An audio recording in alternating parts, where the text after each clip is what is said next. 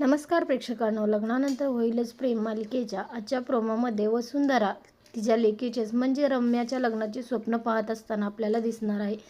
रम्या विजय मक्तेदार असं ती नाव घेत असते आणि तर रम्याला प्रचंड राग येतो आणि ती तिला म्हणत असते, आई यापुढे तू त्या विजयचं माझ्या नावापुढे लावू नकोस. माझ्या नावापुढे जर नाव कोणाचं लागायचं असेलच तर ते फक्त पार्थचंच नाव लागणार.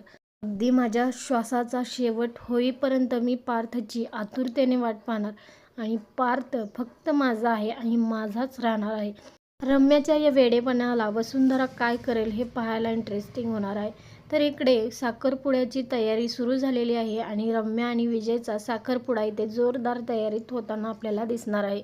देशमुख कुटुंब मात्र प्रचंड खुश आहे कारण रम्याने त्यांच्या मनासारखं केलेलं आहे. इथे साखरपुडा संपन्न होताना आपल्याला दिसणार आहे विजयने रम्याच्या बोटामध्ये अंगठी घातलेली आहे आणि इथे रम्याचा चेहरा मात्र पडलेला आहे. कसं बसं करून तिला हे थांबवायचं होतं.